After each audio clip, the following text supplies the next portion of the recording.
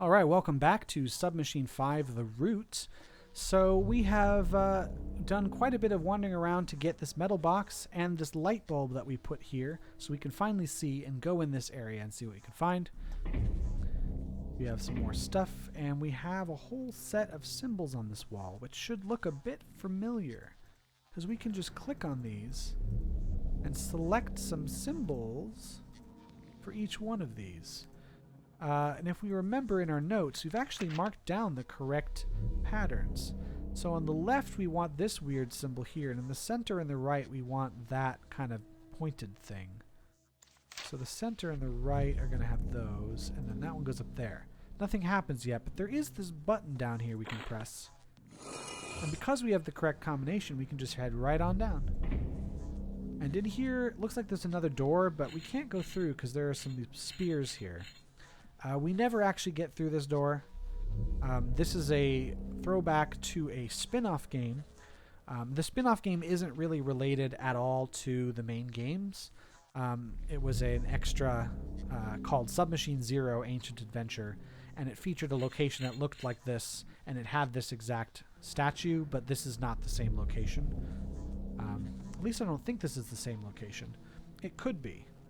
And if so, I guess wisdom gems replenished, because down under here is a wisdom gem that you put one of these in and you got a wisdom gem and then you left, but now who knows. Well, since we ran out of lead casing, how do we get these? Well, we just take it back and we use it again because we can rotate it and just do that. Can't take it back though. We're done with it now. We're gonna head down and there's a wisdom gem right here. Yeah, the reason I don't think it's the exact same area is because we were here in a previous game and we took all the wisdom gems in it, so there wouldn't have been one here to take again. Either way, now we can look for the final gem, which is going to have something to do with this metal box, because that's the last item we have to use. And there is one location where we have something we haven't done yet. If you remember from way back, that would be the tub with the citric acid. So let's head back to... I believe it's 10. Yep, that's where this is. We don't need it, so we'll just leave it there. So the citric acid, if we stick the metal box in there, it starts bubbling immediately and the metal gets eaten away. I'm not sure if citric acid is really that strong, and if it is strong enough to eat metal, it would take a long time. Like, it wouldn't just eat it in a couple seconds. This is a bit unrealistic, but I guess it is analogous to a real-world application of citric acid, as far as I'm aware. However, apparently citric acid is also harmful to the human body, so we can't just reach in and grab the crystal. We need to get rid of the citric acid somehow. And we don't really have some other kind of solution to mix in there to neutralize it. So what we're going to do instead is we see this bolt here on the drain pipe. We're just going to take our wrench there and take it right off. And so now that apparently was all the citric acid. So we can reach right in there. None of the citric acid remains caked on the walls or on the crystal. It's perfectly safe to touch. And we now have 2 more wisdom gems, and we can get the heck out of Dodge. So let's head back to the main area of the route and leave.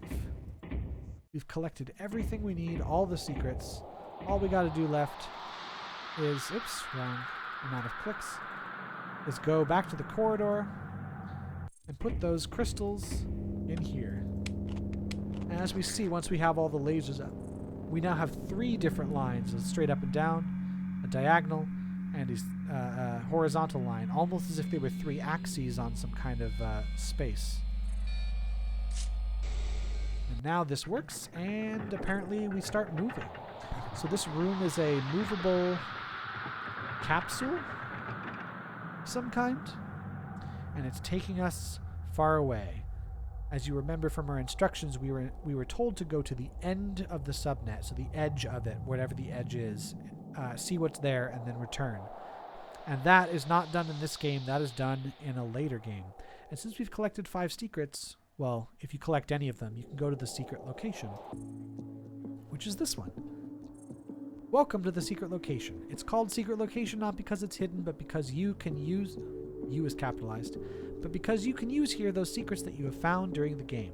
This is a section with author's commentaries, mine, Winky Face, I will explain some aspects of this game that are quite interesting in my opinion. If you run out of secrets but would like to continue discovering this area, you can always go back to Submachine and look for more secrets. Just go left and hit the appropriate button. There are 5 secrets in the game. So if you came here and didn't have all 5, you can go here, press this, go back to Submachine, get the last secrets, go back into the chair, pull the lever, and get sent here. Otherwise, we're going to put the secrets in here. And it's only 1 secret per hole, so you can get 1 developer commentary for every secret you find. And this one shows us the computer. You know that I like to mess with point-and-click rules of gameplay, and that is true. The whole idea of breaking the 4th wall, sort of looking at the whole room at once, is unique to this series. Or at least was started with this series. Here goes another one. You have a computer that is turned off.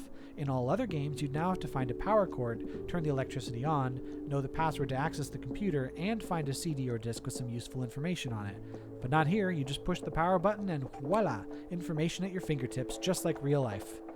Yeah, and we're all very grateful we don't have to go through that mess. We've got the cipher lockers here, showing the first key. How many combinations? ... As we can clearly see from the picture above, we didn't get to see all of the root location, just a tiny part. We found 2 of those cipher plate thingies, and that gave us opportunity to visit 6 locations. But wait a sec, weren't there 6 of them plates in the beginning? Who can tell me how many combinations we get from 6 cipher plates? Anyone? A lot. And I believe, I tried to do the calculations myself, you would get 37. Because you'd have 0, 0 as a combination, and then for every cipher plate you put in the left slot, you would have 6 possibilities in the right slot. You would have an empty slot, and you'd have the other 5 cipher plates, because you can't have the same 2 cipher plates in both slots.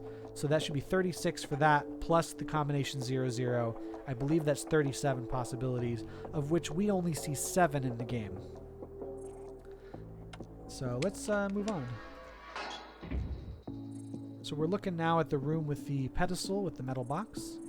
3D puzzle in 2D environment. Now this one is something I was thinking about for a long time. Since submachines are 2-dimensional, you can go up, down, left, and right, how can I add more depth to the situation? Some 3D puzzle. And behold, there it was, my humble attempt on creating that. You actually had to imagine going around the central room in order to set the puzzle to the right position. With a grid of 9 rooms, you can go around forever, and there's 1 room in the middle. Kaboom. And this is the only game to do this exact type of thing because it has very limited application. The one disadvantage of this style of point and click is that you cannot easily create a 3D environment. You can't easily move forward and backward. There's some attempts to get around it, but this is the closest we get to it in this game. And now here's the pipe with the belly buttons on it. Sweet memories. In case you didn't notice, this puzzle that opens the door to part of Submachine 2, and believe it or not, but those doors appear in the original Sub 2, is almost the same as in Sub 1. You've got 3 switches which have to be set to right positions, then a valve that overheats a pipe which explodes and the puzzle is solved. Does that mean I'm running out of ideas? Is this the end of my creativity in this field? Nah, that resemblance was intentional. We see a lot throughout the games that puzzles sort of build on puzzles from previous games, so we'll see a lot of repetition there. Even though the solutions may be slightly different every time, we will be repeating some basic puzzles and building on earlier games, which is kind of cool, I guess. And finally, we have the ending of the game. You have found all 5 secrets. Congratulations. That means you are a Submachine addict and you should probably want to play more of them. You can rest assured that I will most definitely construct Submachine 6, hopefully this year, 2008. Believe it didn't come out till the next year. Where did we go with this giant room-like cart? I want to show you the outskirts of the Submachine net, and it is defense systems. Satisfied? Happy face. Once again, thank you for playing, and you rule. You are welcome, Skutnik. So that's all the secrets, so we can head right back to the main menu with this button. And that's Submachine 5, the root. What do I think about this one? Well, I do like this one. I think the concept is very clever. I like that it didn't just do the same thing as Sub 4, where portals take you to different parts of the submachine. We used a slightly different way of navigating with the cipher plates. It is a bit short. Both the second and fourth games are a bit longer. This one, the only reason it might take you longer to play is because finding the light bulb is just a pain in the butt and it will slow your game down. For me, I think in my 2-hour first playthrough, an hour and a half was looking for that light bulb. But other than that, it is wonderful. I do kind of wish there were more cipher plates. As he mentioned in the secret area, if there's 6 cipher plates, you could have 37 locations. We only have 7 there. There really wasn't anything stopping Skutnik from making 3 cipher plates, which I think would get you up to 10 locations. Is that right? Yeah, I think that's 10 locations for that one.